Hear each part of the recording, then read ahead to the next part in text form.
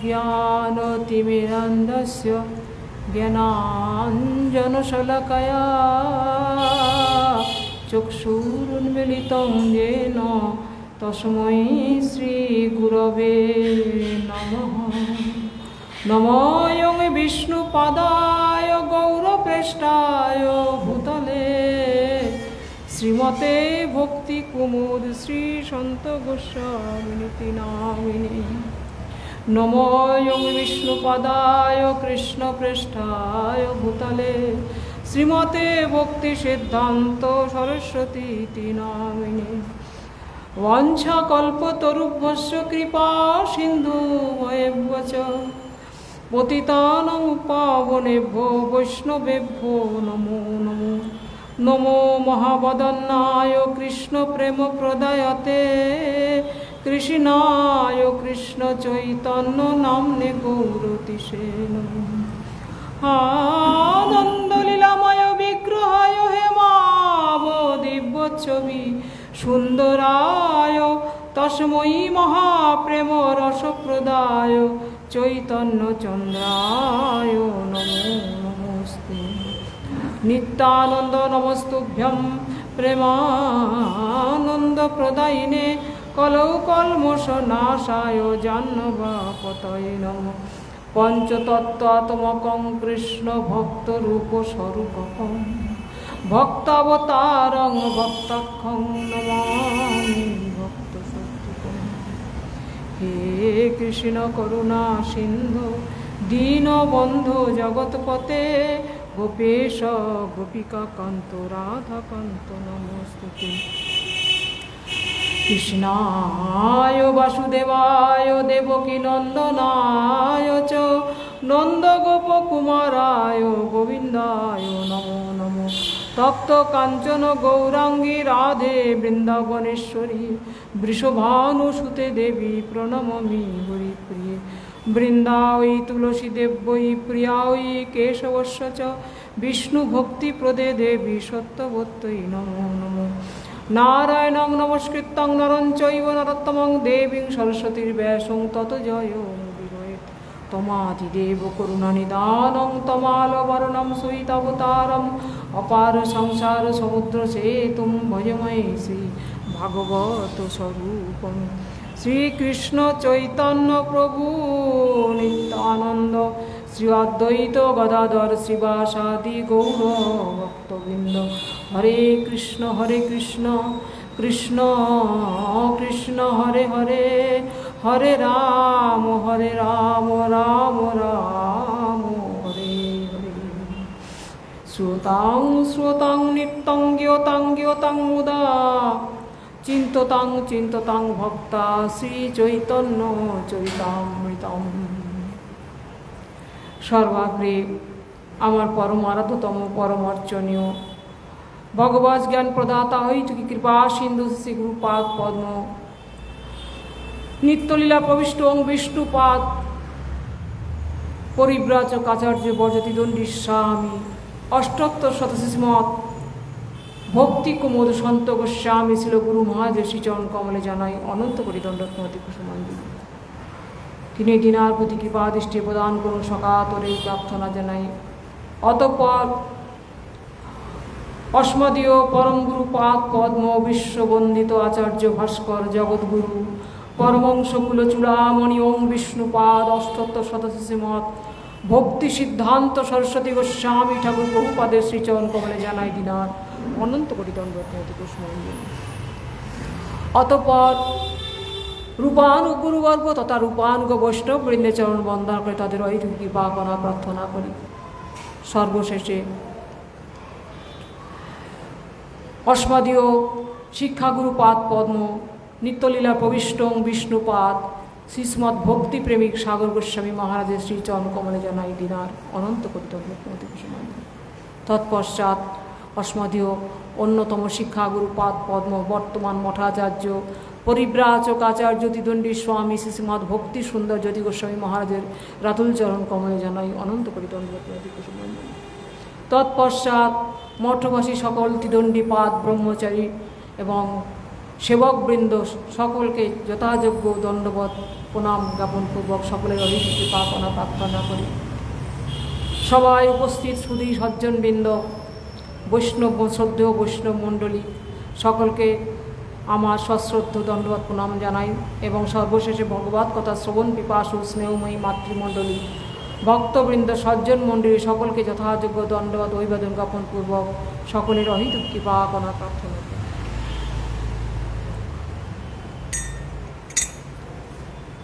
শ্রী শ্রী গুরুপাদ পদ্মের অহৈতুক কৃপায় আমরা আজ এক বিশেষ দিনে এখানে সকলে সমবেত হয়েছি ভগবানের কথা শ্রবণের জন্য। আজকের দিনটি বিশেষ তাৎপর্যপূর্ণ। গত একাদশীতে আমাদের পূজ্যপাদ ঋষিকেশ গোস্বামী মহারাজ তিনি আপনাদের বলেছিলেন যে আজকে এবং আগামীকাল আমি পাঠ করব। শ্রোতা ঝঙ্কা যতই কম হোক, এটা আমি আমার নিজের ভজনের কথা বিচার করেই করব। যার শোনার ইচ্ছা হয় সে আসবেন, আর শুনে না, তাতে আমার কিছু এসে যায় না। যাই হোক, আজকের দিনটার কথা চিন্তা করতে গেলে আমরা জানি যে শ্রী শ্রী জগন্নাথ দেবের স্নান যাত্রা আপনারা সকলেই জানেন যে ভগবানের আবির্ভাব তিথি। এটা জগন্নাথ দেবের প্রকাশ, সেই স্নানযাত্রাতে তিনি প্রকাশিত হয়েছিলেন এবং সেদিন তার অভিষেক হয়েছিল এবং সেই তিথিকে লক্ষ্য করেই প্রতিটা জ্যৈষ্ঠ পূর্ণিমায় এই স্নান যাত্রা উৎসব শ্রী শ্রী জগন্নাথ দেবের কৃপার নির্দেশেই আমাদের মহারাজ ইন্দ্রদুগ্ন রাজা সেই প্রচলন করে গেছেন এবং সেই ধারাকে আজও অবধি প্রচলিত হয়ে আছে। তবে শ্রী জগন্নাথ দেব আজকে এই শ্রীক্ষেত্রে প্রকাশিত হয়ে যে সমস্ত লীলা প্রকাশ করেছেন তার অন্তর্নিহিত তাৎপর্য উপলব্ধি করা সাধারণ জীবের পক্ষে সম্ভব নয়। তাই স্বয়ং তিনি রাধা ভাব ও দ্যুতি সুবলিত গৌর রূপ ধারণ করে জগতে এসে সেই লীলার যে কি মাধুর্য, কি তাৎপর্য তিনি স্বয়ং প্রকাশ করে গেছেন। সেই আজকে সেই মাধুর্য লীলা তিনি প্রকাশ করার তার প্রথম যে প্রকাশ তিনি কি করলেন না, শ্রী শ্রী গুন্ডিচা মন্দির মার্জন লীলা। বিশেষ দিন আজকের দিনটি। সুধী ভক্তগণ, রসিক ভক্তগণ, অনুভূতিশীল ভক্তগণ এই দিনটিকে বিশেষভাবে অনুভব করে তারা তাদের ভজনকে পরিপুষ্ট করার চেষ্টা করেন, এ বিষয়ে সন্দেহ নেই। প্রভুপাদ ছিল ভক্তি সিদ্ধান্ত সরস্বতী গোস্বামী ঠাকুর এবং তার পারিষদবর্গ প্রভুপাদ অপ্রকটের পর তারা এই গুন্ডিচা মন্দির মার্জন লীলা যেভাবে তারা জগৎকে শিক্ষা দিয়ে নিজেরা স্বয়ং লীলা করে গেছেন, কিঞ্চিত হলেও দর্শন করার সৌভাগ্য লাভ করেছিলাম। পূজ্যপাদ পুরী গোস্বামী মহারাজ, আমার শ্রী গুরুপাদ পদ্ম, অকিঞ্চন মহারাজ, আরও সব মহারাজ, বিভিন্ন মঠের শ্রীক্ষেত্রে আজকের দিনে বিভিন্ন মঠের সমস্ত বৈষ্ণববৃন্দ একসাথে সমবেত হয়ে বৃহৎ কীর্তন সংকীর্তন নগর সংকীর্তন যোগে উচ্চস্বরে কীর্তন করতে করতে চলতেন সেই গুন্ডিচা মন্দিরে। সেই স্মৃতি স্মরণ করে আমরা আজ আলোচনা করব। সেখানে তারা প্রবেশ করে সেই মহারাজগণ স্বয়ং মার্জনী নিয়ে, সম্মার্জনী নিয়ে সেই মন্দির পরিষ্কার করতেন। তারপরে মহারাজগণ, গুরুবর্গগণ তাদের সেই কার্য সম্পাদনের পর আমাদের মতো অধম দাসানুদাসীদেরও সেই সৌভাগ্য হতো সেই মন্দির মার্জনের অংশগ্রহণ করা। তারপর সেখানে হতো বৃহৎ ধর্মসভা, লালে লাল, লাল কাপড়ে লাল লাল হয়ে যেত। আর ওই বৈষ্ণব মণ্ডলী সেই যে গুন্ডিচা মন্দির মার্জন লীলা যেভাবে ব্যক্ত করতেন, আমার পরমাত্ম শ্রী গুরুপাদ পদ্মের শ্রীমুখে শুনেছি, কি অপূর্ব সুন্দর সেই ব্যাখ্যা। সেই সমস্ত স্মৃতি স্মরণেই শুধু রাখা ছাড়া আজ আমার কিছু করণীয় নেই। তথাপি আজকে তাদের সেই লীলা স্মরণ করে আমি কিঞ্চিত তাদের কীর্তনীয় বস্তু অনুকর্তন করার চেষ্টা করব মাত্র। আমার কোনো যোগ্যতা নেই। আমি রাঙাটুনির মতো সেই সমুদ্র, অনন্ত সমুদ্রের এক বিন্দু স্পর্শ করার চেষ্টা করব। আপনারা আমার ভুলভ্রান্তি হলে ক্ষমা করবেন। এই যে পূর্ণিমা তিথি, স্নান পূর্ণিমা তিথিতে ভগবান স্নান যাত্রার পরে তিনি লীলা করলেন। কি লীলা? অসুস্থ লীলা, জ্বর লীলা। কেন? তিনি দেখালেন, দেখো লোকের ধারণা হবে ভগবানের আবার জ্বর হয় নাকি, কি এদের সমস্ত কথাবার্তা। তিনি অনন্ত অসীম বস্তু, তাকে তো ধরার ক্ষমতা আমাদের নেই। তিনি যদি ধরা দেন তবে তো তাকে ধরা পাবো। তাই তিনি এই সমস্ত লীলা করে তিনি জানান যে আমি তোমাদের সকলের, তোমরা আমার সেবা করো, সেই সেবা সৌভাগ্য দান করার জন্য তিনি এই সমস্ত লীলা প্রকট করেছেন, আমাদের কাছে টেনে নেওয়ার জন্য তার এই লীলা। এখন কি বলছেন, এই 15 দিন পরে কি হলো না, জ্বর লীলা। সেই সময়তে পূজারীগণ তাকে কি দিতেন? ভোগ প্রদান করেন না, পাঁচন ভোগ দান করেন। মিষ্ট রস, মানে মিশ্রি রস টস দিয়ে বিভিন্ন রকম মানে দিয়ে তারপরে পাচন তৈরি করে তাকে ভোগ দেন। এবং এই সময় আর কি ভোগ দেওয়া হয় না, অনবসর কাল তো, এখানে মিষ্টান্ন ভোগ, আর কোনো ভোগ হয় না। শ্রীমান মহাপ্রভু তাই জগন্নাথের দরজা বন্ধ, দর্শন 15 দিন দর্শন বন্ধ রাখা হয়। যদিও এই সময় ভগবান যদি স্নান করার পরে ভগবানের তো অঙ্গের অনেক অসুবিধা হয়ে যায়, সেগুলো অন্তত সেগুলো কি হয়, ভালো করে সুন্দর করে অঙ্গ রাগ করে সজ্জিত হয়ে তিনি কি করেন, এক পক্ষকাল পরে নবমূর্তিতে প্রকটিত হন, নানা বেশে নানা ভূষায় সজ্জিত হয়ে। আগামীকাল সেই দিনটি ছিল। এই উৎসবকে কি বলে? নেত্র উৎসব, নবযৌবন উৎসব। নবযৌবন দর্শন মহা সৌভাগ্যের জিনিস, নবযৌবন দর্শন করতে হয়। অনবসর কালের পরে জগন্নাথকে যখন দর্শন হয়, প্রথম দর্শন, সেই দর্শনটি মহা সৌভাগ্যের দর্শন। আমাদের এখানেও সে অনুষ্ঠান হয়েছে, আমরাও দর্শন করেছি। সেই অনুকরণে আজকে মহারাজ দিব্যসিংহদেব তিনি ঘোষণা করেছেন যে যেখানে যেভাবেই জগন্নাথের সেবা পূজা করুন না কেন, শ্রীক্ষেত্রের নিয়ম অনুসারে প্রত্যেককে চলতে হবে। সেই তিথিকে, সেই নিয়মকে অনুসরণ করে প্রত্যেককে জগন্নাথের পূজা অর্চন করতে হবে, যে কোনো মন্দিরে যেখানেই করুক না কেন।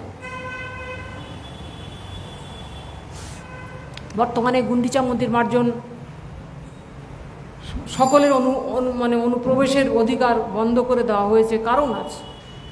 তখন মহারাজরা যেতেন সংযতভাবে, ভক্তগণ সেবা কার্য করে চলে আসতেন। কিন্তু এখন কি হয়, সেই সব প্রভাবশালী বৈষ্ণবগণ তো অপ্রকট হয়ে গেছেন। যারা আছেন তারাও তাদের মতো কীর্তন করে চলে আসেন, সেই আগের মতো সেই সংঘবদ্ধ সেই প্রকাশ, সেই আনন্দ এখন কতটা হয় জানি না। কিন্তু কর্তৃপক্ষ এখন সাধারণের প্রবেশ নিষেধ করেছে গুন্ডিচা মন্দির মার্জন করতে।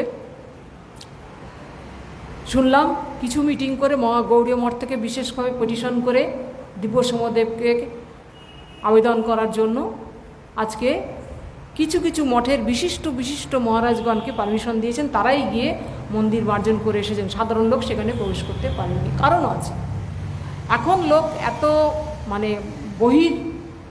উচ্ছৃঙ্খলতা বেড়ে গেছে ভগবানের নামে, যে সেখানে গিয়ে ভাঙা হাড়ি ঝাঁটা চাটা আমার জানেও তো নোংরা করে, পরিষ্কার করার পরিবর্তে নোংরা করে চলে আসে।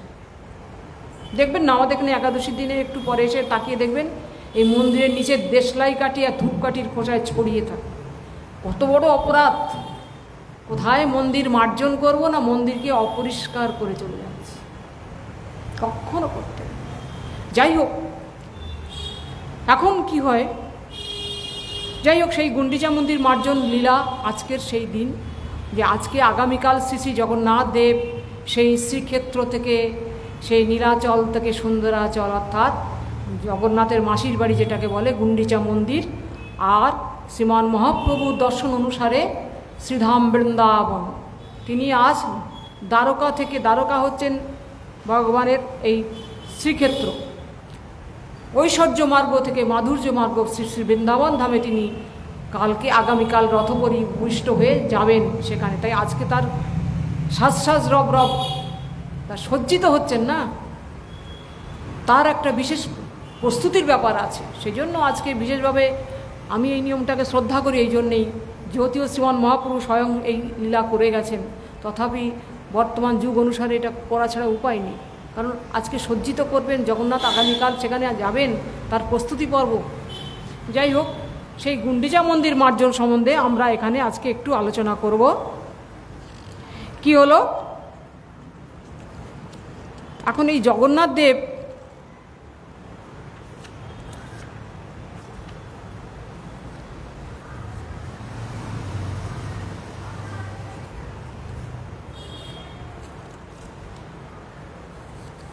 গুন্ডিচা মন্দির মার্জন হবে আজকে। কে করছেন না, স্বয়ং মহাপ্রভু। মহাপ্রভু গুন্ডিচা মন্দির মার্জন প্রচলন করলেন। আগেও গুন্ডিচা মন্দির মার্জন সবসময়তেই হয়, এবং সেই মার্জনটি কে করেন না, রাজার রাজ কর্মচারীরা করে যায়। কারণ এক বছরের ময়লা কে করবে, রাজ কর্মচারীদের পয়সা দিয়ে করিয়ে দেওয়া হয়। তো সেই সেবাটার যে অন্তর্নিহিত তত্ত্ব জগতে প্রকাশ করলেন স্বয়ং ভগবান। তিনি গৌরূপ ধারণ করে এসে জগতে এসে সেই গুন্ডিচা মন্দির মার্জন তিনি প্রকাশ করে গেলেন। কীভাবে না, দেখে রাখতে পারি, আমরা চৈতন্য চৈতামৃত থেকে আস্বাদন করি। শ্রীমান মহাপ্রভু যখন বললাম যে স্বয়ং কৃষ্ণ তিনি গৌর হয়ে এই জগন্নাথের এই রথযাত্রা লীলার যে অন্তর্নিহিত বৈশিষ্ট্য কী সেটা তিনি স্বয়ং প্রকাশ করে গেছেন। এই গূঢ়তত্ত্ব আগে জীব জানত না, জগৎবাসী জানত না। এখন মহাপ্রভু আজকে স্বয়ং মন্দির মার্জন করবেন স্থির করলেন। তিনি জগন্নাথ, জগতের নাথ, তিনি আজ মন্দির মার্জন করবেন। সেবা শিক্ষা দিচ্ছেন আমাদের। গুন্ডিচা মন্দির মার্জন মানেটা কি? আমাদের হৃদয়টাও একটা মন্দির, সেখানেও ভগবান আছেন। কিভাবে আছেন? পরমাত্মা রূপে আছেন। তা সেই মন্দিরে যদি ভগবানকে বসাতে হয়, মহাপ্রভু শিক্ষা দিলেন, তাহলে আগে মন্দিরটাকে সম্পূর্ণরূপে পরিমার্জিত করতে হবে। তা না হলে ভগবান সেখানে অধিষ্ঠিত হবেন না। ভগবান কি ভাগাড়ে বসেন? আমরা যদি সমস্ত অমেধ্য ভক্ষণ করে ভাগাড় বানিয়ে ফেলি শরীরটাকে, বলে অনেকে বলে নিরামিষ আমিষ, অনেক কথা শুনি যে সব খেয়েও করা যাবে। একটা শরীর থেকে আত্মা চলে গেলে আমরা তাকে স্পর্শ করলে গঙ্গায় স্নান করে আসি। সেই রকম একটা অশুদ্ধ বস্তু, অমেধ্য বস্তু শরীরের মধ্যে প্রবেশ করালে সে শরীরের শুদ্ধ সত্য ভাব প্রকাশিত হবে না। নেভার, যে যতই তর্ক করুন হবে না, অসম্ভব, মন কলা খাওয়া হবে। বিশুদ্ধ সত্যতে প্রতিষ্ঠিত হতে হবে। আগামীকাল আমরা আলোচনা করব, সবাইকে বলবেন, সবাই যেন আসেন। বিশুদ্ধ সত্যে মানে আমরা তো জগতে আছি তম, রজ, সত্য, তিন গুণ নিয়ে আমরা জগতে আছি। এটা মায়ার গুণ। এই মায়ার ক্রিয়াকে অতিক্রম করে যতক্ষণ আমরা সত্যকে, বিশুদ্ধ সত্যে, অপ্রাকৃত সত্যে প্রতিষ্ঠিত যতক্ষণ না হব, ততক্ষণ সেই তত্ত্ববস্তুকে আস্বাদনীয় হবে না। না, সেটি আস্বাদন করতে গেলে সেখানে পৌঁছাতে হবে। আমি সেদিন একটা জিনিস আমাকে দেখার জন্য একজন রিকোয়েস্ট করলেন, দেখবেন একটা সাক্ষাৎকার দিচ্ছেন, আমি নাম বলবো না, তিনি খুব নামকার, খুব বহু নামওয়ালা, বেশ কীর্তনিয়া, নামী কীর্তনিয়া, শিক্ষিত, উচ্চশিক্ষিত। তিনি কীর্তন করছেন, তার কীর্তনে কোনো ত্রুটি নেই। তিনি রাধারানীর এবং কৃষ্ণ প্রেমের যে বিষয়টি তিনি গভীরভাবে আলোচনা করছেন। কিন্তু যিনি সাক্ষাৎকার নিচ্ছেন, শোনার পরে বলছেন যে দেখুন, এই ব্যাপারটা, এই রাধাকৃষ্ণের প্রেমলীলা, এটা তো জগতে স্বামী স্ত্রীর মধ্যেও তো হয়, একই তো ব্যাপার। তখন কোথার থেকে কোথায় নেমে গেলেন, কোথার থেকে কোথায় নেমে গেলেন? তাহলে অপাত্রে দান করা চলবে না এই সকল বস্তু। ওই জন্যে নিত্য নিত্য হরিকথা শ্রবণ করতে হবে। বুঝবেন, নিত্য নিত্য ভাগবতীয় কথা শ্রবণ করতে করতে যখন সেই বিষয় হৃদয়ঙ্গম হবে, তবে আস্বাদিত হবে। অনাস্বাদিত বস্তু এত সস্তা জিনিস নয়। এই দেহটাকে ভাগাড় বানিয়ে নেব আর এই ভাগাড়ের মধ্যে ভগবান আসবেন তা নয়। ভাগাড়ে কি থাকে? মৃত দেহ থাকে না? তা মৃত বস্তু আমার পেটের মধ্যে ঢুকিয়ে দিচ্ছি, হবে না। আহার শুদ্ধ, সত্য শুদ্ধ, সত্য শুদ্ধ ধ্রুব স্মৃতি। শুদ্ধ আহার করলে সত্যটা শুদ্ধ হবে। আমিষ নিরামিষের কথা বলছি না। বৈষ্ণবগণ আমিষ বা নিরামিষের সম্পূর্ণ ঊর্ধ্বে তারা তারা চিন্ময় বস্তু গ্রহণ করেন। কি বস্তু? ভগবত প্রসাদ। সেটা চিন্ময় বস্তু, সেটাই জগতে কোনো বস্তু নয়। একটা ভদ্রলোক 2 ছড়া কলা কিনেছেন, 1 ছড়া কলা ব্যাগে রেখেছেন, আর 1 ছড়া কলা মন্দিরে দিয়েছেন। পূজারি বলছেন, আপনি একটু বসুন, একটু প্রসাদ নিয়ে যাবেন। তিনি খানিক পরে ভোগ দিয়ে সেই প্রসাদই কলা তাকে দিয়েছে। সেই কলাটা তিনি মাথায় ঠেকিয়ে খাচ্ছেন। কেন? সেই তো কলা, ওই কলা তো বাড়িতেও নিয়ে যাবে। বাড়িতে গিয়ে ওগুলো কি মাথায় ঠেকিয়ে খাবেন? না। কিন্তু এটা মাথায় ঠেকাচ্ছেন কেন? ভগবানের সাথে সম্বন্ধীভূত হয়ে গেছে। ওটা আর কলা নেই, ওটা প্রসাদ, মহাপ্রসাদ। সেই যিনি বলছেন মহাপ্রসাদে গোবিন্দে নাম ব্রহ্মণী বৈষ্ণবে স্বল্প পুণ্যবতান রাজন বিশ্বাস নৈব। মহাপ্রসাদ শ্রী গোবিন্দ আর হরির নাম মহামন্ত্র। মহাপ্রসাদে গোবিন্দে নাম ব্রহ্মণী আর বৈষ্ণব, এই 4টে বস্তুতে শুদ্ধ বিশ্বাস ভক্তির স্বল্প পুণ্যবতান নাম। অল্প পুণ্যমান ব্যক্তির হবে না। না, স্বীকৃতি থাকা চাই। সেই স্বীকৃতি না থাকলে সে অভিলব্ধি করতে পারবে না। না, সে জন্ম জন্মান্তরে চক্রে চলতেই থাকবে। এই জন্ম জন্মান্তরকে মুক্ত করবেন এই বিশ্বাসটা যখন যার মধ্যে এসে যাবে, তিনি এই জন্মান্তরের চক্র থেকে মুক্তি লাভ করে পরম ধামে পৌঁছে যেতে পারবেন, কোনো সন্দেহ নেই। অতএব নিত্য নিত্য শ্রবণ করবেন। আজকে মহাপ্রভু কি করলেন না, সেই গুন্ডিচা মন্দির মার্জন ভিক্ষা করছেন। কি বলছেন আমি এখান থেকে পড়ি, আপনারা শুনুন। 3 জন পাশে প্রভু হাসিয়া কহিল, গুন্ডিচা মন্দির মার্জন সেবা মাগি নিল। পরিচা কহে, আমি সব সেবক তোমার, যে তোমার ইচ্ছা সেই কর্তব্য আমার। বিশেষে রাজারাই আজ্ঞা হইয়াছে আমারে, প্রভুর আজ্ঞা যেই সেই শীঘ্র করি পারে। তোমার যোগ্য সেবা নহে মন্দির মার্জন, এই এক লীলা করো যে তোমার মন। তাহলে আজকে জগন্নাথ ক্ষেত্রে কি হচ্ছে? শ্রী শ্রী গুন্ডিচা মন্দির মার্জন হচ্ছে। যে গুন্ডিচা মন্দিরে আগামীকাল জগন্নাথ বলদেব সুভদ্রা যাবেন। 1 বৎসরের ময়লা, 4টিখানি কথা। এখন মহাপ্রভু সেই মার্জন সেবা ভিক্ষা করে নিলেন, যে তোমরা আমাকে আদেশ করো, তোমরা যদি আমাকে ভিক্ষাটা দাও তাহলে আমি এই সেবাটা করতে চাই। গুন্ডিচা মন্দির মার্জন, একে বলে আনুগত্যময়ী সেবা। স্বয়ং ভগবান গৌর হরি তিনি ভিক্ষা মাগছেন যে আমাকে একটু তোমরা আদেশ যদি করো, যদি ভিক্ষা দাও তাহলে আমি একটু সেবা সুযোগ পাই। তাহলে সেবাটা মাগতে হয়, ভিক্ষা করতে হয়। আমার দুজনের সেবাকে 2 ভাগে ভাগ করেছে, আনুগত্যময়ী সেবা, স্বাতন্ত্র্যময়ী সেবা। আমরা স্বতন্ত্রভাবে সেবা করতেই বেশি ব্যস্ত জগতে দেখবেন। যার যেটা মনে হচ্ছে করে যাচ্ছেন। এমনকি দীক্ষার পরেও গুরুদেবের আনুগত্য করছেন না।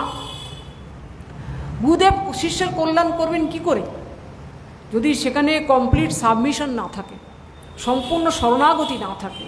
তাহলে গুরুদেব তাকে কি করে উদ্ধার করবেন? তার কি করে তার পরিবর্তনটা করবেন যদি সে ধরাই না দিল গুরুদেবের কাছে? বুঝতে পারছেন? অতএব তার কাছে শরণাগত হতে হবে, তবেই না তিনি আমার কল্যাণটা করবেন। আমি তার ধারে যাব না, তার কোনো নির্দেশের ধারে থাকবো না, আমার মতো আমি চলবো। তাহলে চলো চলো। ওই জন্যে গুরুর আজ্ঞা জ বচরিয়া, অর্থাৎ বিনা বিচারে গুরুদেবের আজ্ঞা পালন করতে হবে। আমাকে একজন প্রশ্ন করছেন যে গুরুদেব বসে আছেন না গুরুদেবের গুরু ভাই বসে আছেন, তা আমি দুজনকেই তো প্রণাম করব।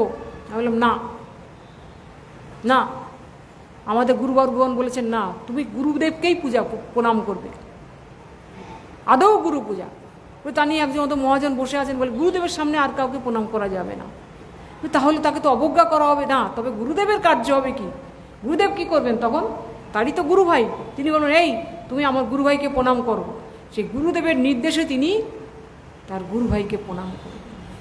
মানে গুরুদেবের সামনে কাউকে প্রণাম করা চলবে না। এমনকি হরিনামের মালা, অনেকে হরিনামের মালা নিয়েই দণ্ডবাদ করছে যাকে তাকে, সব জায়গায় দেখি, সব জায়গায়। আমাকেই করতে আসে, কারণ এই আগে খবরদার সরুন, করতে হবে না। আগে মালা যদি মালা যেখানে যেখানে সেখানে রাখলে হবে না। মালা দেখুন, এই যে হাঁটুর নিচে ঝুলিয়ে লোকে ঝুলিয়ে ঝুলিয়ে হরিনাম করতে করতে যায়, বিভিন্ন জায়গায় দেখেছি, রাস্তায় দোল খাওয়াতে খাওয়াতে আছে। ওইটা হরিনাম করার বিধি নয়। হরিনাম শুদ্ধ সত্য বস্তু, তাকে গোপনে নির্জনে বসে একান্ত মনে করতে হবে, এবং তাকে হাঁটুর নিচে নামিয়ে ঝুলিয়ে হবে না। এইখানে এই অবধি রাখা যায়, তার নিচে নামানো যায় না। আর যদি কাউকে প্রণাম করতে হয় তাহলে মালাটা উঁচু উঁচু স্থানে রেখে তবে তাকে প্রণাম করে হাত ধুয়ে তারপরে মালাটা আবার ধরবে। হ্যাঁ, যত অবধি পালন জপেছে তারপরের থেকে করতে হবে, তাতে কোনো অসুবিধা নেই, ভঙ্গ হবে না। অতএব এগুলো অনেক বিচার, যাই হোক, অনেক প্রসঙ্গে যাব না। এখন শ্রীমান মহাপ্রভু কী করলেন? ভিক্ষা মেগে নিলেন, সেবা ভিক্ষা মাত্র। অর্থাৎ নিজ ইচ্ছায় যদি আমি সেবা করি, সেই সেবাটা ভগবান গ্রহণ করবেন না। এই জন্য প্রভুপাদ বলছেন, যদি কেউ মনে করে আমি মন্দিরে একটা ফল বা কিছু পূজা দিলাম, সেটা ভগবান গ্রহণ করবেন কি না সেটা দাতার মানসিকতার উপর নির্ভর করে। তিনি করতেও পারেন, নাও করতে পারেন। কিন্তু যদি শ্রী গুরুদেবের করকমলে যদি আমি কোনো বস্তু প্রদান করি, সেটি 100% গ্যারেন্টি যে সেটা ভগবান গ্রহণ করবেন। হ্যাঁ, অতএব গুরু আনুগত্য, মানে আনুগত্যময় সেবাটাই হচ্ছে আমাদের জীবনের একমাত্র, জানবেন যে প্রধান লক্ষ্য হবে। সে দীক্ষিত হন অদীক্ষিত হন বড় কথা নয়, সাধুগুরু বৈষ্ণবের আনুগত্যে করতে হবে। যার যেটা করি না কেন, তারা যেটা নির্দেশ করবেন সেটাই আমাকে করতে হবে। এখন মহাপ্রভু তারা বলছেন, রাজকর্মচারীরা বলছেন, দেখুন প্রভু, এই সেবা তো আপনার যোগ্য নয়, আপনি নিজে হাতে সেবা করবেন। কি আশ্চর্য কথা বলুন তো, তিনি স্বয়ং ভগবান বিশ্বপতি, তিনি আজ গুন্ডিচা মন্দির মার্জন করছেন। এই যে গুন্ডিচা মন্দির মার্জন, এর যে অন্তর্নিহিত দর্শনটা আমাদের বুঝতে হবে। কি দর্শন, কেন মার্জন করছেন গুন্ডিচা মন্দির? গুন্ডিচা মন্দির হচ্ছেন অভিন্ন শ্রী বৃন্দাবন, আর গৌরহরিকে রাধা ভাগবদ্যুতি সুবলিত শ্রী গৌর সুন্দর। আজকে গৌর সুন্দর তিনি কে? স্বয়ং ভগবান। ভগবান রাধারানীর প্রেম, রাধারানীর ভক্তি, রাধারানীর প্রীতি, তার সেই আস্বাদন দর্শন করে কৃষ্ণ লোভযুক্ত হয়েছিলেন। তিনি চেয়েছিলেন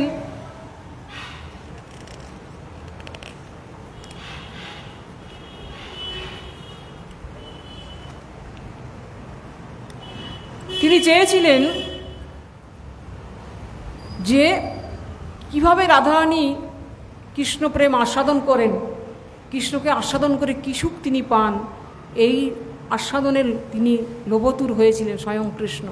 কিন্তু এটা তার বিজাতীয় লালসা, কারণ তিনি হচ্ছেন বিষয় বিগ্রহ। কৃষ্ণ বিষয়ক প্রেমের বিষয় হচ্ছে কৃষ্ণ, আশ্রয় হচ্ছেন রাধারানী। তাহলে তাকে যদি নিজেকে আস্বাদন করতে হয়, তাহলে তো নিজেকে নিজে আস্বাদন করতে পারবেন না। রসগোল্লাকে আস্বাদন করতে পারে? যে খায় সে আস্বাদন পায়। অতএব তাকে সেই ভাবটা নিয়ে আসতে হলো, রাধা ভাব দ্যুতি সুবলিত হয়ে। অর্থাৎ রাধারানীর ভাব, রাধারানীর কান্তি নিয়ে তিনি স্বয়ং গৌর হয়ে, অন্তঃকৃষ্ণ বহির গৌর হয়ে তিনি জগতে এসেছিলেন এই রাধা প্রেম আস্বাদনের জন্য। আজকে রাধারানী কুঞ্জের নিকুঞ্জ বনে বহুদিন পরে তার প্রিয়তম আসবেন বলে তিনি যে কুঞ্জ সাজাচ্ছেন, সেই ভাবটি শ্রীমান মহাপ্রভু হৃদয়ের মধ্যে জাগরিত হয়েছে আজ। কেন? ভগবান সেবা গ্রহণ করতে জানেন, সেবা করার কি আস্বাদন সেটা তিনি জানেন না। সেবা গ্রহণ করে তিনি সুখ পেয়েছেন, কিন্তু যিনি সেবক, সে সেবা করে কি সুখ পায় সেটা তো আমি জানি না। তাই আজ তার ইচ্ছা হলো তিনি সেবা, রাধারানী কীভাবে কুঞ্জ সেবা করেছেন সেই সেবা করে আমি আজ সেবা সুখ আস্বাদন করি। সেবা পাওয়ার তিনি অভ্যস্ত, সেবা করার অভ্যস্ত তিনি নন। যার জন্য যুধিষ্ঠিরের রাষ্ট্রীয় যজ্ঞে দেখবেন ব্রাহ্মণদের পদসেবার দায়িত্ব নিয়েছিলেন কে? কৃষ্ণ স্বয়ং। অতএব সেই যে ব্রজের যে রসরাজ মহাভাব, দুই এক রূপ হয়ে তিনি এসেছেন স্বয়ং কৃষ্ণ গৌর হয়ে।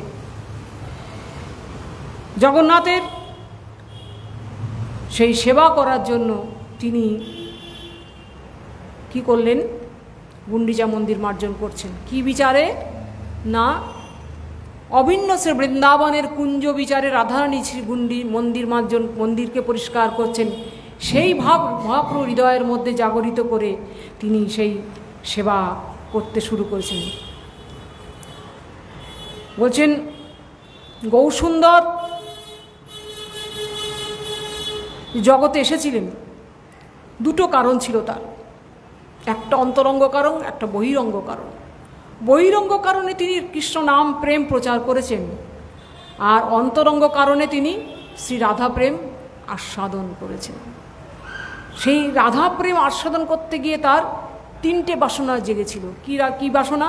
শ্রী রাধায় প্রণয় মহিমা কীদৃশ বানই বা সাধ্য জেনাদ্ভুত মধুরিমা কীদৃশ বা মদীয় শোকঞ্চস্য মদ অনুভবত কীদৃশ বেতিলোভাত তদ্ভবড্ড সমজনী শচীগর্ভ সিন্ধু কুরিন্দু।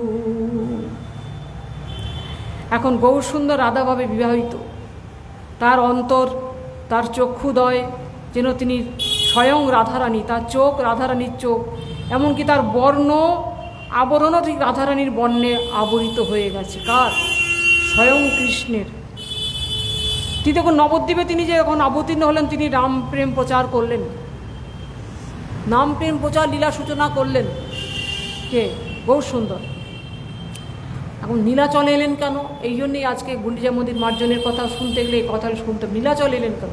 তুই তো নাম প্রেম প্রচার কর। এখন তার দুটো বাসনা ছিল, একটা হচ্ছে নাম প্রেম প্রচার, আর অন্তরঙ্গ কারণ ছিল রাধা প্রেম আস্বাদন করা। কিন্তু এই নাম প্রেমের মাধ্যমেই এই রাধা প্রেম তিনি আপামর পাত্র অপাত্র বিচার না করে সমস্ত কলিহত জীবকে দান করে গেলেন। এই জন্য তিনি নমো মহাবদান্নায়, তিনি মহাবদান্য দাতা শিরোমণি। তার মতো দান জগতে কেউ করতে পারবে না। তিনি কোনো অবতার কোনো দিন করতে পারেন, স্বয়ং কৃষ্ণও করতে পারেননি এইভাবে দান। কৃষ্ণের কাছে যেতে গেলে শুচি হয়ে যেতে হবে, সাধনা করে শুদ্ধ হয়ে গেলে তবে তিনি গ্রহণ করবেন। আর মহাপ্রভু কি করলেন? গুন্ডিচা মন্দির মার্জন করছেন। কীরকম? বলছেন দেখুন, একটা বাচ্চা যদি মলমূত্র ত্যাগ করে, এটা কিসের কাজ? মেথরের কাজ তো পরিষ্কার করা, মেথরের কাজ পরিষ্কার করা তো মেথরের কাজ, মলমূত্র। কিন্তু তার মা কী করছেন? অবলীলাক্রমে তাকে পরিষ্কার করে কোলে তুলে নিচ্ছেন, আয় বাচ্চা। তেমনি আজকে যে মেথরের কাজ, হাড়ির কাজ, ঝাঁটা দেওয়া, ঝাড় দেওয়া, পরিষ্কার করা, কার জন্যে? আমার প্রিয়তম প্রভুর জন্য। প্রভু আসবেন তাই, তার জন্যে তিনি কি করছেন না, সেই কুঞ্জ আজকে পরিষ্কার করছেন। কিভাবে করছেন শুনুন, আমরা একটু করি।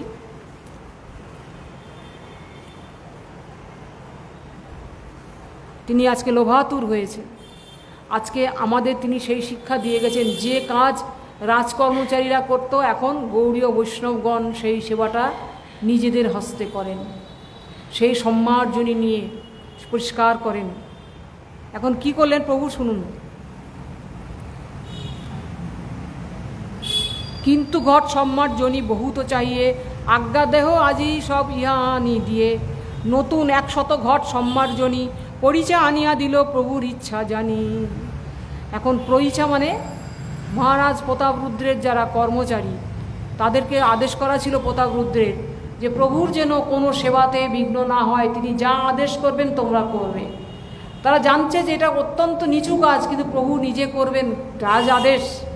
যা যা চাই সম্মার্জনী ঘট সমস্ত জোগাড় করে দিলেন, 100 ঘট আর সম্মার্জনী। 8 দিন প্রভাতে লইয়া নিজগণ, শ্রীহস্তে সবার অঙ্গে লেপিলা চন্দন। শ্রীহস্তে দিল সবারে এক মার্জনী, সবগণ লইয়া প্রভু চলিলা আপনি।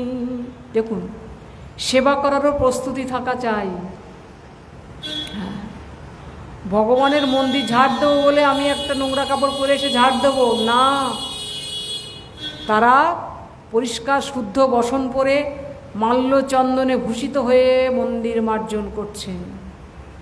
ভগবানের সেবা করতে গেলে অনেক কথা, এগুলো প্রস্তুতি চাই। সেই প্রস্তুতিটা কি? দেখুন, অনেকে প্রশ্ন করে আপনারা দাদুর সঙ্গে তিলক করেন কেন? এগুলো না করলে চলে না, লোক দেখান কেন এসব? হ্যাঁ, গলায় তুলসী মালা বলে, এগুলো প্রস্তুতি, ভগবানের সেবার প্রস্তুতি। একটি মেয়ের বিয়ে হলে শাঁখা সিঁদুর পরে কেন? কেন পরে? যে স্বামী সেবার প্রস্তুতি, স্বামীর কল্যাণ চেয়ে সে পরে। তেমনি ভগবানকে সেবা করতে গেলে তার একটা প্রস্তুতি হয়। যে দ্বাদশ সঙ্গে তিলক করা হয়, দ্বাদশ মন্ত্র। কি মন্ত্র? ভগবানের নাম। ভগবানের নাম উল্লেখ করে দ্বাদশ সঙ্গে মন্ত্র তিলক ধারণ করে, গলায় তুলসীর মালা পরিধান করে, আচমন করে, শুচি হয়ে, শুদ্ধ বস্ত্র পরিধান করে তবে আমরা অর্চনে বসি কি না? স্নান করে, শুদ্ধ বস্ত্র পরে, আচমন করে, তিলক দ্বাদশ সঙ্গে তিলক ধারণ করে তবে আহ্নিক সন্ধ্যাহ্নিক করে তবে মন্দিরে প্রবেশ করা হয়। তো সস্তা জিনিস। ঠাকুর একটা বসিয়ে, গোপাল একটা ঘরে বসিয়ে দিলাম, ওটা ভালো ভালো জামা টামা গহনা কাটি সাজিয়ে দিলাম, ওটা ভোগ সাজিয়ে দিলাম, কেউ কোলে করে খাওয়াচ্ছে, কেউ মুখে তুলে দিচ্ছে। কি হচ্ছে এগুলো? এটা বিধান নয়। শাস্ত্রীয় বিধানকে উল্লঙ্ঘন করলে, মহাজনের বিধানকে উল্লঙ্ঘন করলে তাতে সেবা হবে না। ভগবানেতে ভগবত বুদ্ধি আগে আসা চাই। সেই ভগবত বুদ্ধি যতক্ষণ না আসবে ততক্ষণ ভগবত সেবা হবে না। আবার বলছেন যে ভগবানকে যতক্ষণ ভগবত বুদ্ধি হবে ততক্ষণ ভগবত সেবা হবে না। এটা হচ্ছে অনেক উচ্চ স্তরের কথা। আগে ভগবানকে ভগবত বুদ্ধি করতে আমরা আজকে দেখুন, আমরা হচ্ছে সাধনক নন, আমরা হচ্ছে প্রবর্তক, অর্থাৎ সাধনাটা আরম্ভ করেছি, সবে স্কুলে ভর্তি হয়েছি, ক্লাস করছি। আমাদের নিয়ম বিধিগুলো জানতে হবে আগে। অতএব সেই ক্লাসে বসে সেই বিধিকে না মেনে আমি উচ্চস্তরে বড় বড় ক্লাসে যা করছে সেইগুলো অনুকরণ করি, তাহলে আমার নরক অনিবার্য। গোপালকে কোলে বসাচ্ছে, গোপালকে গালের পাশে রেখে দিচ্ছে, এই কি? আমি কি মা যশোদা হয়ে গেছি? মা যশোদার চরণতলে বসারও যোগ্যতা আমার নেই। তার যারা জনগণ, সেই গুরুপাদ পদ্মের যদি চরণতলে বসতে পারি তবে হবে। বিছানায় শোয়াচ্ছে, এগুলো বন্ধ করতে হবে। আর ঘরে ঘরে এই গোপাল পূজা করা, এগুলো বন্ধ করা দরকার। আমার গুরু মহারাজ পছন্দ করতেন না, বলে আপনারা পট পূজা করুন। গৃহস্থের পক্ষে সেবা করা অসম্ভব, কারণ গৃহস্থের জীবনে অনেক বাধা বিঘ্ন থাকে, তাদের সংসার ধর্ম আছে, মেয়েদের সূচি অসুচি আছে, নিয়ম করে সেবা করতে হবে 4 বার যথাযথ বিধিতে, সেটা করা গৃহস্থের পক্ষে সম্ভব নয়। যার জন্য বলতে তো পট সেবা করো। তাহলে কারণ মহাপ্রভু কি বললেন? ভালো না খাইবে আর ভালো না পরিবে, ব্রজে রাধা কৃষ্ণ সেবা মানুষে করিবে। বাহ্যিক আড়ম্বরটা বড় কথা নয়। আজকে মহাপ্রভু কি করছেন? সেই সকলকে চন্দন মাল্য লেপন করে দিলেন। সকলে এবার চলেছেন কোথায়? প্রথমে সম্মার্জনী মার্জনী নিয়ে সকলে কি করতে লাগলেন? গুন্ডিচা মন্দিরে গেলা করিতে মার্জন, প্রথমে মার্জনী লইয়া করিল শোধন। ভিতর মন্দির উপর সকল মাজিল, সিংহাসন মাজি পুনঃ স্থাপন করিল। ছোট বড় মন্দির কইল মার্জন শোধন, পাচে তৈচে সদিল শ্রী জগমোহন। চারিদিকে শতভক্ত সম্মার্জনী করে, আপনি শোধেন প্রভু শিখানন সবারে। প্রেমোল্লাসে শোধেন লয়েন কৃষ্ণ নাম, ভক্তগণ কৃষ্ণ কহে করে কৃষ্ণ কাম। ধূলি ধূসর তনু দেখিতে শোভন, কাহা কাহা অশ্রু জলে করে সম্মার্জন। ভোগ মন্দির শোধন করি সদিল, সকল আবাস কমে করিল শোধন। তৃণধূলি ঝিকুর সব একত্র করিয়া, বহির্বাসে লইয়া ফেলায় বাহির করিয়া। এই মতো ভক্তগণ করি নিজ ভাসে, তৃণধূলি বাহিরে ফেলায় পরম হরিষে। প্রভু কহে কে কত করিয়াছ সম্মার্জন, তৃণধূলি দেখিলেই জানিব পরিশ্রম। বলছে কে কতটা করে পরিষ্কার করেছো, সেই ময়লাগুলো দেখাও আমাকে। যে কতটা করেছো দেখেই বুঝবো কে কতটা সেবা করেছে বা কতটা সে পরিশ্রম করেছো ভগবানের জন্য। কি দেখলেন? সবার ঝাঁটানো বোঝা একত্র করিল, সভা হইতে প্রভুর বোঝা অধিক হইল। সবার ঝাঁটানো ময়লা এক জায়গায় করলো আর প্রভুর বোঝা এক জায়গায় করালো, সবার থেকে প্রভুর বেশি হলো। তার মানে কি, আমরা সেবা করি কিন্তু 100% মানে সাবমিশন আমাদের নেই। 100% সাবমিশন না হলে, আমার একটা কথা মনে পড়লো আজকে, যদি আমি নিজের কথা আমার বলা উচিত নয় তবুও বলছি। গুন্ডিচা মন্দির মার্জনে আমরা প্রবেশ করেছি, প্রথমবার আমার প্রথমবারের অভিজ্ঞতা বলছি। আমি একটা বড় ঝাঁটা কিনলাম, একটা ভাঁড়ও কিনলাম, কারণ চৈতন্যতে ছোটোবেলা থেকে পড়েছি, মুখস্থ আছে কি কি করতে হয়। নিয়ে গিয়ে এখন ধর্মসভা হবে তারপরে, কারণ আগে শ্রবণ তারপরে সেবা। কারণ শ্রবণ না হলে তো সেবা মাহাত্ম্য বুঝবো না, সেবাটা কী বস্তু আগে বুঝি, জিনিসটা কী। তা আগে সেই মহারাজদের সব ধর্মসভা হলো, সেখানে সবাই বসেছেন। কিছু কিছু ভক্ত করেছে কি, সরু 4-5টা কাঠি আর এইটুকু একটা ঘট কিনেছে, কম দাম, 4-5টা কাঠি ঘট।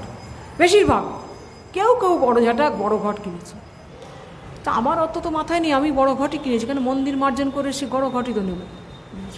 এখন গুরু মহারাজ পাঠ করছেন, পাঠে প্রথমেই বলছেন, গুন্ডিচা মন্দির মার্জন করতে কারা সত্য সত্য এসেছেন এখানেই বোঝা যাচ্ছে। কেউ 4টে কাঠি আর একটা ঘট নিয়ে এসেছেন, আর যারা সত্য মার্জনই করবেন তারা ঘট এবং সম্মার্জনী কিনে এনেছেন, তাদের বাহবা দেব। যারা আনেননি তারা লজ্জিত হয়ে গেলেন।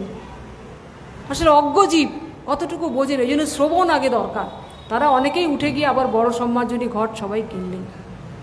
অতএব ভগবানের সেবা করতে গেলে সাধুগুরু বৈষ্ণবগণের আনুগত্যে করতে হবে, তবেই আমরা করতে পারব। এখন মহাপ্রভু কী করলেন, সমস্ত ভক্তদের নিয়ে পরিষ্কার করছেন মন্দির।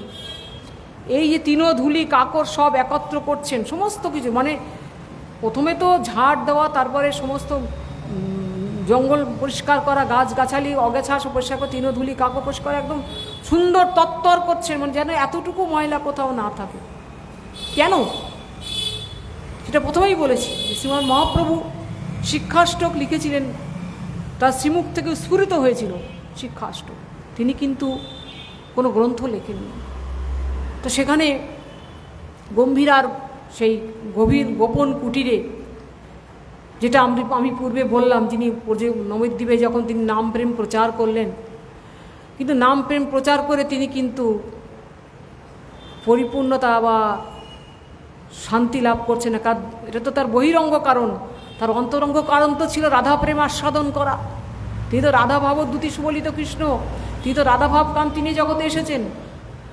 তার মূল উদ্দেশ্য ছিল সেই রাধা প্রেম আস্বাদন, তাই তিনি ছেড়ে দিলেন কোথায়, নবদ্বীপ ছেড়ে দিলেন। এই জন্য অদ্বৈত আচার্য প্রশ্ন করেছিলেন, যখন তিনি সন্ন্যাস নেওয়ার পর তাকে যখন শান্তিপুরে আনা হলো, নিত্যানন্দ প্রভু এনেছিলেন তাকে ঘুরিয়ে। প্রথম সন্ন্যাসের পর তিনি বৃন্দাবন ধামে চলে যাচ্ছিলেন, সেখান থেকে তাকে মানে ছলে বলে কৌশলে নিত্যানন্দ প্রভু তাকে শান্তিপুরে এনেছিলেন অদ্বৈত আচার্যের গৃহেতে। সেখানে সচী মাতাকে এনে তার দর্শন করিয়েছিলেন, সব কিছু হলো। তখন এই অদ্বৈত আচার্য একটা প্রশ্ন করেছিলেন যে, হে প্রভু, আপনাকে একটা প্রশ্ন করি, এটা আপনারা বোঝার চেষ্টা করবেন। প্রশ্ন কি প্রশ্ন না, আপনি সন্ন্যাস গ্রহণ করলেন কেন?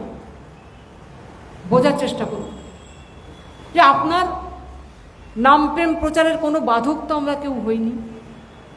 আপনি নাম প্রেম প্রচার করেছেন, ভক্তগণ স্বয়ং নিত্যানন্দ, সচী মাতা, বিষ্ণুপ্রিয়া দেবী, কেউ তো বাধক হননি, সবাই তো আপনাকে নাম প্রেম প্রচারে সহায়তা করেছে। তাহলে আপনি ছাড়লেন কেন আমাদেরকে? কেন সন্ন্যাস নিয়ে চলে এলেন? কেন ত্যাগ করলেন এত সব? তখন মহাপ্রভু প্রথমে বললেন যে আমি তো কিছু ত্যাগ করিনি, কিছুই ত্যাগ করিনি। বলে দেখো প্রভু, তুমি তো হেয়ালি করছো। বলে হেয়ালি নয়, দেখো অদ্বৈত আচার্যকে বলছি, দেখো অদ্বৈত, কেউ যদি খড় স্রোতের মধ্যে পড়ে যায়, তার কাপড় চোপড় গামছা ঘড়ি কোথায় কি থাকে, থাকলো না থাকলো, সেগুলো কি তার দেখার আর কোনো ফুরসত থাকে? সে তো ভেসে যাচ্ছে স্রোতের টানে, তার সব কোথায় ছড়িয়ে যাচ্ছে, সে কিছুই তার খেয়াল নেই, তার আয়ত্তের বাইরে সব চলে যাচ্ছে। তেমনি আমিও কৃষ্ণ প্রেম নামামৃত স্রোতে ভেসে গেছি। আমার কি আছে আর কি ছিল তা তো আমি জানি না, আমি তো কিছু ত্যাগ করিনি। একেই বলে ত্যাগ। আমি ত্যাগ করলাম, এই অভিমান থাকলে ত্যাগ হয় না। ত্যাগ অটোমেটিক হবে, তখন কোনো বস্তুর প্রতি আর আসক্তি থাকবে না। থাকবে, বস্তু থাকবে, কিন্তু বস্তুর প্রতি আসক্তি থাকবে না, সেটি হচ্ছে ত্যাগ। তা মহাপ্রভু তখন বলছেন, তখন অদ্বৈত আচার্য বলেছিলেন যে দেখো, তুমি হেয়ালি করছো, তুমি সত্য কথা বলো, কেন তুমি সংসার ত্যাগ করলে, কেন তুমি আমাদের ত্যাগ করে চলে গেলে বলো। তখন অদ্বৈত আচার্যকে বললেন, দেখো তোমাকে একটা সত্য কথা বলি, সেটা তোমরা জেনে রাখো।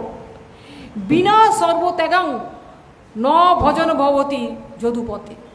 অর্থাৎ সমস্তটা যতক্ষণ ত্যাগ না হবে চিত্তের মধ্য থেকে, ততক্ষণ যদুপতি কৃষ্ণের ভজন পূর্ণরূপে হবে না। না, তাই আজ শ্রীমান মহাপ্রভু সেইটি দেখাচ্ছেন, যে সেই গুন্ডিচা মন্দির মার্জনের মাধ্যমে তিনি দেখাচ্ছেন যে যতক্ষণ না আমরা এই মন্দিরটাকে পরিষ্কার করতে না পারবো, শীতল করতে না পারবো, ততক্ষণ তাকে বসাতে পারবো না। তাই তিনি যখন নীলাচলে চলে এলেন, নীলাচলে কেন এলেন শ্রীমান মহাপ্রভু? যদিও মাতৃ আজ্ঞা, ওটা একটা ওটা একটা মানে লীলা। মা বললেন তুমি নীলাচলে থাকো, বললেন না মা তুমি যে, আমি তো সন্ন্যাস নিয়ে ফেলেছি। যখন শান্তিপুরে দেখা হলো ইয়ের সাথে, মানে মায়ের সাথে, সচিমাতা এসেছিলেন, যে মা তুমি যেখানে আজ্ঞা করবে, জানি বা না জানি করিনু সন্ন্যাস, আমি তো সন্ন্যাস করেই যখন ফেলেছি মা, তুমি যদি বলো তাহলে গ্রামে বাস করব। তখন বলছেন না বাবা, তুমি সন্ন্যাসী হয়ে, দেখুন কীরকম মা, তুমি সন্ন্যাসী হয়ে ঘরে থাকবে আর লোক তোমার নিন্দা করবে, মা আমি সন্তান মা হয়ে তোমার এই দুর্নাম আমি সহ্য করতে পারবো না। তাহলে তুই একটা কাজ করো, তুমি নীলাচলে গিয়ে বাস করো, তাহলে প্রতি বছর ভক্তরা যাবে রথযাত্রায়, আমার আসবে, আমি সব তোমার খবর পাবো। এটা মায়ের মুখ দিয়ে বার করেছিলেন। এটা কিন্তু ঘটনা তা নয়, ঘটনা হচ্ছে তিনি রাধা প্রেম আস্বাদন করবেন, তিনি নবদ্বীপে করতে পারতেন না, বলে হবে না। গুহ্য বস্তু, দেখুন একটা উত্তম বস্তু, ভালো বস্তু খেতে গেলে বা একটা ভালো গান শুনতে গেলে নির্জনে বসে শুনতে ভালো লাগে, নির্জনে বসে খেতে ভালো লাগে। তেমনি রাধা প্রেম এমন চরমতম উৎকর্ষ বস্তু, সর্বশ্রেষ্ঠতম প্রেম, সেই তত্ত্বটাকে আস্বাদন করতে হবে একটা নির্জন জায়গায়। রাধানী নিভৃত নিকুঞ্জ হচ্ছে সেই গম্ভীরা। দেখুন সেখানে কোনো ভক্তের প্রবেশ ছিল না, না, ছোট্ট একটি ঘর, দুজন মাত্র ভক্তকে, রায় রামানন্দ আর স্বরূপ দামোদর। তারা কে? স্বরূপ দামোদর হচ্ছেন ললিতা সখী, আর রায় রামানন্দ হচ্ছেন বিশাখা সখী। তারা বৃন্দাবনেতে তারা আজ এসেছেন ভক্তরূপ ধারণ করে তার এই বিপ্লম্ব রসকে পরিপুষ্ট করার জন্য। তাদের সেই দুজনকে নিয়ে তিনি সেই গম্ভীরার মধ্যে গভীরেই সেই লীলা আস্বাদন করেছিলেন। কৃষ্ণ প্রেম রাধা রানী যেভাবে আস্বাদন করেছেন, সেই রাধারানীর ভাব নিয়ে তিনি কৃষ্ণ প্রেম আস্বাদন করেছেন। কিভাবে আস্বাদন করেছেন না, সেই যে কৃষ্ণ প্রেমের যে সমস্ত গ্রন্থ মহাজনগণ লিখেছিলেন, সেইগুলো দেখুন শ্রীমদ্ ভাগবত নয়, কিন্তু সেখানে কি বলছেন, চণ্ডীদাসার বিদ্যাপতি রায়ের নাটক গীতি, কর্ণামৃত শ্রীগীত গোবিন্দ, স্বরূপ রাম রঙ্গ সঙ্গে মহাপ্রভু রাত্রি দিনে, স্বরূপ রামানন্দ শনে মহাপ্রভু রাত্রি দিনে, গায়ার পায়ে প্রেমানন্দ। তিনি সেই প্রেমানন্দ লাভ করতেন সেই গম্ভীরার গভীরে। সেই ভাবটি নিয়ে তিনি আজ গুন্ডিচা মন্দির মার্জন করছেন। আজকে সেই মার্জন লীলা করবেন। আগামী দিনে রথযাত্রার যে মূল যে রহস্য উদ্ঘাটিত যে করেছিলেন শ্রীমান মহাপ্রভু, সেটি আমরা চৈতন্য চরিতামৃতে কবিরাজ গোস্বামীপাদ যেভাবে প্রকাশ করেছেন, কিঞ্চিত তার এক বিন্দু হলেও আগামীকাল আমরা আস্বাদনের চেষ্টা করব, যে কীভাবে তিনি কৃষ্ণকে তিনি ব্রজে নিয়ে চলেছেন রাধাভাবে বিভাবিত হয়ে গৌর সুন্দর। সেটি হচ্ছে রথযাত্রা। গৌড়ীয় বৈষ্ণবগণের রথযাত্রা দর্শন আর সাধারণ জীবের রথযাত্রা দর্শন কিন্তু এক নয়, না। এটা প্রেমের পূর্ণ পরিচয়, প্রেমের পরিপূর্ণ সেই প্রেমের ঠাকুর শ্রী জগন্নাথ দেব তিনি প্রেমেতে বিকারগ্রস্ত রূপ ধারণ করেছেন, আগামী দিনে আমরা আলোচনা করব। সেইভাবে বিভাবিত হয়ে তিনি হা রাধে করতে করতে তিনি চলেছেন ব্রজধামে। আর রাধারানী এসে রাধাভাব রাধা ভাবদ্যুতি সুবলিত শ্রী গৌরসুন্দর সেই কৃষ্ণকে নিয়ে চলেছেন ব্রজতে গুন্ডিচা মন্দিরে। সেটি হবে আগামী দিন। তাই আজকের দিনে সেই গুন্ডিচা মন্দির মার্জন করতে করতে শ্রীমান মহাপ্রভু কী বলছেন, সমস্ত ধুলি এক করে দেখলেন যে তাদের ধুলি কম, মহাপ্রভুর বেশি। কি তারপরে কি করছেন আমি পড়ে যাচ্ছি, আপনারা শুনে নিন একটুখানি।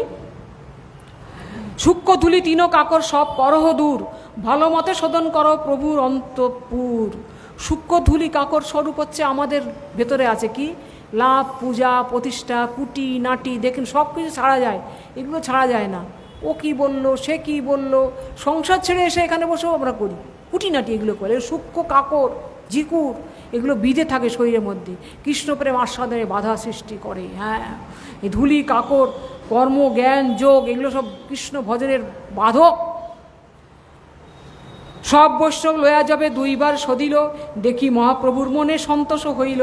আর শত ঘটে জল ভরি, প্রথমেই লইয়া আছে কাল অপেক্ষা করি।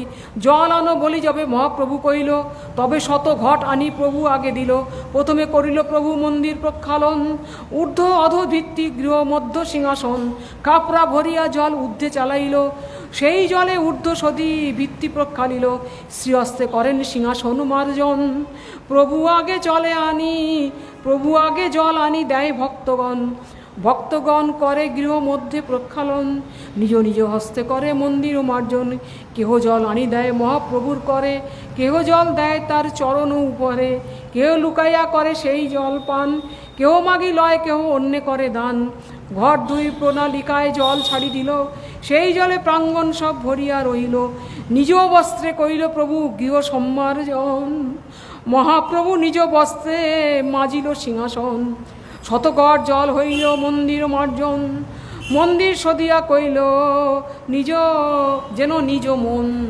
নিজের বস্ত্র দিয়ে তিনি মন্দির মার্জন করছেন। আমাদের এটাও একটা বস্ত্র।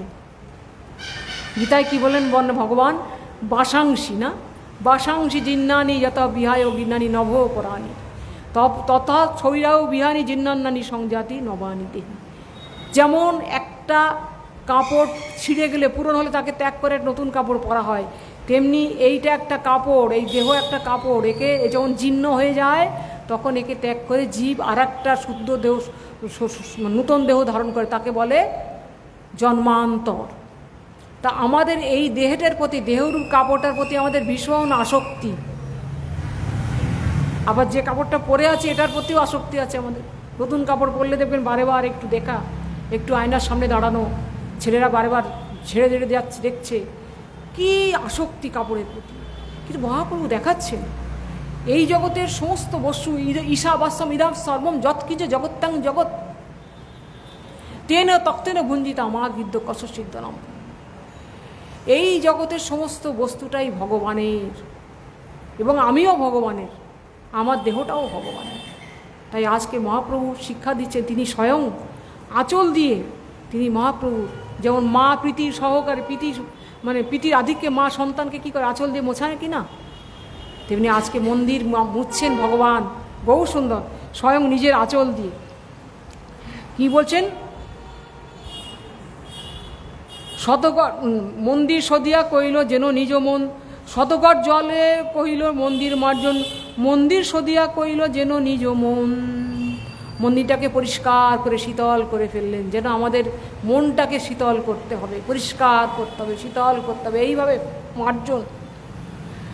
আপন হৃদয়ের জন্য ধরিল বাহিরে, শত শত জলে ভরে সরোবরে। ঘটে স্থান নাহি কেহ কূপে জল ভরে, পূর্ণ কুমল হইয়া আইসে শত ভক্তগণ। শূন্য ঘট লইয়া যায় আর শতজন, নিত্যানন্দ অদ্বৈত স্বরূপ ভারতী পুরী, ইহা বিনা আর সব আনে জল ভরি। নিত্যানন্দ অদ্বৈত স্বরূপ আর ভারতী পুরী এরা হচ্ছেন উচ্চমার্গের ভক্ত, তো ভগবানের পার্ষদ। এরা ছাড়া বাকিরা সব জল ভরে আনতে লাগলেন। ঘটে ঘটে ঠেকি কত ঘট ভাঙি গেল, শত শত ঘট লোকে তাহা লইয়া আইল। জল ভরে ধর ঘর ধোয় করে হরিধ্বনি, কৃষ্ণ হরি ধ্বনি বিনা আর নাহি শুনি, কৃষ্ণ কৃষ্ণ কহি করে ঘটের মাঠ প্রার্থন, কৃষ্ণ কৃষ্ণ কহি করে ঘট সমর্পণ। দেখুন, এগুলো শিক্ষার আছে, ব্যাখ্যার অনেক বিষয়, কিন্তু সময় সংক্ষেপ বলা যাবে না। কৃষ্ণ কৃষ্ণ বলে ঘট নিচ্ছে, কৃষ্ণ কৃষ্ণ হরে কৃষ্ণ। আমরা কি বলি? হরে কৃষ্ণ দিন। কেন হরে কৃষ্ণ বলি? আমরা বলি আপনারা অন্য কথা বলি না, আপনাকে যখন ডাকবো নাম ধরে ডাকছি না, কি বলছি? হরে কৃষ্ণ, এদিকে আসুন। এটার মানেটা কি? অর্থাৎ কি ভোজনে কি শয়নে কি বা জাগরণে অহং নিশি চিন্ত কৃষ্ণ বলহ ভদন। নাম ভজ নাম চিন্ত নাম করো সার, নাম বিনা কলিকালে গতি নাহি আর। তাই শ্রীমান প্রভু গম্ভীরাতে সেই কৃষ্ণ প্রেম, অপ্রাকৃত কৃষ্ণ প্রেম আস্বাদন করলেন রাধাভাবে বিভাবিত হয়ে। আর সেই প্রেম তিনি শুধু আমাদের বঞ্চিত করলেন না, আমাদের মতো আপামর পাত্র অপাত্র যোগ্য অযোগ্য বিচার না করে সকলকে কলিহত জীবকে এই হরিনামের সঙ্গে হরিনাম প্রেম দান করে গেছে। হ্যাঁ, অন্যান্য যুগে হরিনাম ছিল না? ছিল, তারক ব্রহ্ম নাম সব যুগেতেই ছিল, কিন্তু মহাপ্রভু অন্যান্য যুগে, অন্যান্য কলিযুগেতেও ছিল তারক ব্রহ্ম নাম। কিন্তু মহাপ্রভু যে নাম দিলেন, সেই নামের মধ্যে কি দিলেন? ওই গোলকের প্রেমধন হরিনাম সংকীর্তন। সেই গোলকের প্রেমধন হরিনাম সংকীর্তন তিনি নামের মধ্যে সেই প্রেম ধন দিয়ে গেছেন আমাদের। অতএব আমাদের সৌভাগ্যের সীমা নেই। তাই আজকে সেই মন্দির মার্জন লীলা করে তিনি সেটা জগৎকে দেখিয়ে দিয়ে গেলেন। তিনি সেই নাম করতে করতে, হরিনাম করতে করতে মন্দির মার্জন হলো। এবার কেউ যখন ভালো ভালো করে সুন্দর করে পরিষ্কার করছেন তাকে খুব প্রশংসা করছেন, আবার কেউ যদি তার ত্রুটি হচ্ছে তাকে কি করছেন? যখন করছে পবিত্র ভৎসন, পবিত্রভাবে ভৎসনা করছেন। দেখুন, ভৎসনার মধ্যেও পবিত্রতা আছে। বকছেন, তাকে গালাগালি করছেন, কিন্তু পবিত্রভাবে, শুদ্ধভাবে। বৈষ্ণবের গালাগালি শুদ্ধ। যাই হোক, যে যে ভালো করে ভালো সেবা করছে তাকে বলছে তুমি খুব ভালো সেবা করেছো, তুমি অন্যকে শেখাও, যে জানে না তাকে শেখাও। আর যে ভালো করতে পারেনি তাকে মহাপ্রভু বললেন যে তুমি সেবা ভালো করতে পারোনি, তোমাকে বৈষ্ণব সেবা দিতে হবে। এইভাবে গুন্ডিচা মন্দির মার্জন লীলা তিনি সমাপন করলেন সকলে। তারপরে মহাপ্রভুর এই গুন্ডিচা মন্দির মার্জন লীলা শেষ করে এখন একটা ঘটনা সেখানে ঘটেছিল। কোনো একজন ভক্ত কি করেছে,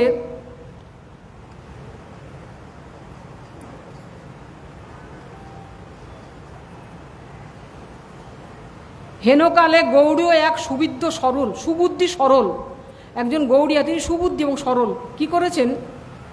প্রভুর চরণ যুগে দিল ঘট জল, সেই জল লইয়া আপনে কইল পান, তাহা দেখি মহাপ্রভুর মনে রোষ হইল।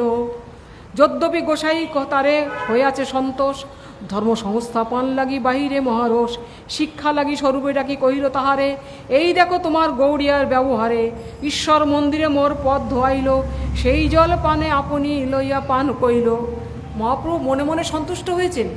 তার যখন চরণ ধোয়াচ্ছেন, জল পান করলেন কোনো ভক্ত, তিনি মনে মনে সন্তুষ্ট হয়েছেন। কিন্তু জগৎকে শিক্ষা দেওয়ার জন্য বলছেন যে মন্দিরের পরে কারো চরণে প্রণাম করা বা একমাত্র গুরুদেবকে করা যায়, আর কাউকে করা যাবে না। এবং গুরুদেবের মন্দিরেও তাই। গুরুদেবের ওখানে কেউ আমাকে দণ্ডবাদ করে, আমরা নিই না, নেব না। একমাত্র গুরুদেবের কাছে গুরুদেবকেই প্রণাম করা যাবে, কিন্তু অন্য কাউকে করা যাবে না। মন্দিরেও তাই, গুরুদেবকে করা যাবে, কোনো অন্য কাউকে করা যাবে না। মানে মহাপ্রভু সেটি শিক্ষা দেওয়ার জন্য এই লীলাটা করলেন। যে ভক্ত তার চরণে জল দিয়ে খেলো, তিনি মনে মনে সন্তুষ্ট হলেন বটে, কিন্তু জগৎ শিক্ষার জন্য তার প্রতি কপট রাগ দেখালেন। এই দেখো তোমার গৌড়িয়ার কার্য। মানে গৌড়িয়া মানে তাদেরই নিয়োজন, গৌড়িয়া মানে নিয়োজন। স্বরূপ দামোদরকে বলছে তোমার নিয়োজন, গৌড়ীয় দেখো এর কার্যটা দেখো। এইরকমভাবে তিনি এই গুন্ডিচা মন্দির লীলা করলেন। তারপরে তিনি করলেন নৃসিংহ মন্দির। এবারে সমস্ত শোধন টোধন করে সমস্ত পরিষ্কার করে গেলেন এবার নৃসিংহ মন্দির। জানেন তো গুন্ডিচা মন্দিরের পাশেই নৃসিংহ মন্দির আছে, যারা গেছেন জানেন। সেই নৃসিংহ মন্দির পরিষ্কার করলেন, আর ভক্তদের নিয়ে তিনি একদম সেই মত্ত সিংহের সম নৃত্য কীর্তন করতে লাগলেন। তারপরে ইন্দ্রদুর সরোবরে গিয়ে জল কেলি করলেন। এইভাবে তিনি গুন্ডিচা মন্দির মার্জন লীলা প্রকাশ করলেন জগতে। অতি সংক্ষেপে বলতে হলো, সময় সংক্ষেপ, আজকে এখানে সমাপ্ত করতে বাধ্য হলাম। বাঞ্ছা কল্পতরুবশ্য কৃপা সিন্ধু ভয়বচ পতিতানাং পাবনেভ্যো বৈষ্ণবেভ্যো নমঃ। এখন কি আগামীকাল আমরা সেই রথযাত্রা সম্বন্ধে আস্বাদন করব। আপনারা চেষ্টা করবেন আসার। আগামীকাল পাঠ করব, অবশ্যই আসবেন। হরে কৃষ্ণ কৃষ্ণ কৃষ্ণ হরে হরে, রাম হরে রাম, রাম রাম হরে হরে। হরে কৃষ্ণ কৃষ্ণ কৃষ্ণ হরে হরে, হরে রাম রাম, রাম রাম হরে হরে। হরে কৃষ্ণ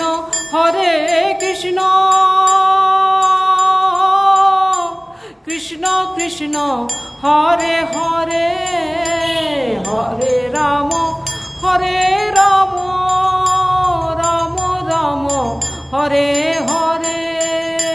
হরে কৃষ্ণ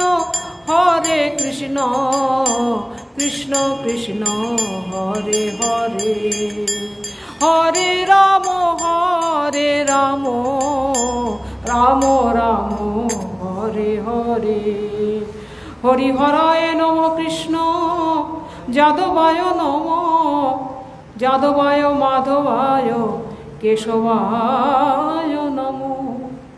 গোপাল গোবিন্দ রাম শ্রী মধুসূদন, গোপাল গোবিন্দ রাম হরে গিরিধারী গোপীনাথ মদন মোহন, গিরিধারী গোপীনাথ।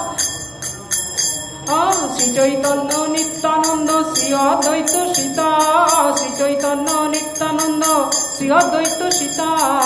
হরি গুরু বৈষ্ণব ভাগবত গীতা, জয় জয় হরি গুরু বৈষ্ণব।